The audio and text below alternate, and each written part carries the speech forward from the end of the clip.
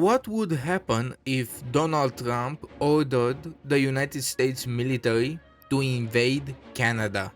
The Canadians will never accept being annexed by the United States with economic pressure, so that would leave the wannabe dictator in Washington with only one option: to take Canada by force.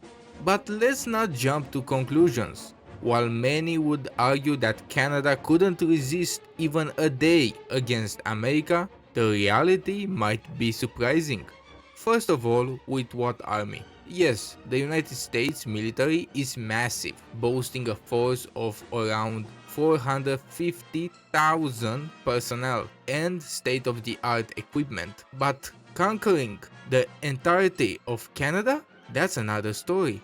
Canada's vast territory of 3.8 million square miles or 9.9 million kilometers means the United States troops would be spread dangerously thin. If the United States were to deploy just one soldier per mile, it will only cover around 11% of Canadian territory. And considering the military rule of thumb, one combat soldier requires about 8 in support and periodic changes, the logistical nightmare becomes clear. Sure, the United States could quickly seize southern Canadian cities, but every mile deeper into the frozen north would come at a higher cost. Think Vietnam, but colder, a lot colder, near minus 15 degrees on average. Defensive and guerrilla-style tactics used by Canadians could turn the northern wilderness into a frozen hell for invading forces. The biggest factor for a failed invasion of Canada will be the army and civilian morale.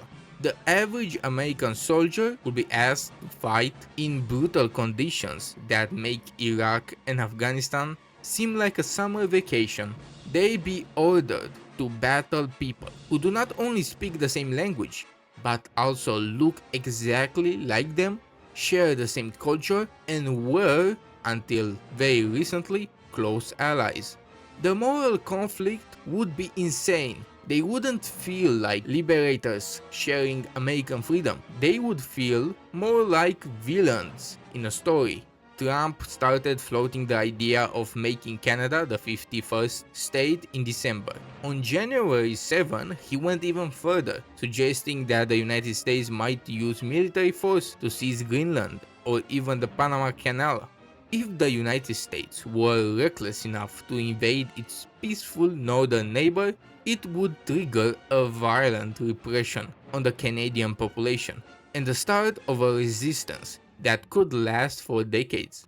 And here is the thing, half of Americans voted for Donald Trump, but it's clear that most of them wouldn't support this idea. Even Trump knows how unpopular it is. He didn't talk about it until he was elected. He needed to wait so that he could get in power first. So why? Why is he obsessed with it? Why Canada? Why Greenland? In my opinion, it comes down to one word: legacy. At his age, Trump knows his time is limited. He wants to be remembered not just as a president, but as a man who expanded America's borders. It's consistent with his other actions, like wanting to rename the Gulf of Mexico to the Gulf of America. It's all about leaving a mark, his mark. Now sure, it's tempting to just compare military numbers, tanks, planes, soldiers, and call it a win for the United States. But if history has taught us anything, is that America struggles to control hostile lands. At the end of the day, it's impossible to annex Canada without violence, and as experts have said, no one is born an insurgent. That's something people become when their families are killed, their homes are bombed, and their children can't get to school or a hospital. And Canadians would be no different. Ordinary citizens would start engaging in mild civil disobedience, cutting wires, diverting funds, threatening the occupiers in small ways. Others would escalate to sabotage, ambushes and raids, showing disorder and slowly draining the invading armies of its energy and resources. The research on guerrilla wars clearly shows that weaker parties can use unconventional methods to cripple a more powerful enemy over many years. Even if just 1% of Canada's population took up the cause, that would be 400,000 insurgents. Trump is delusional if he believes that 40 million Canadians would passively accept conquest.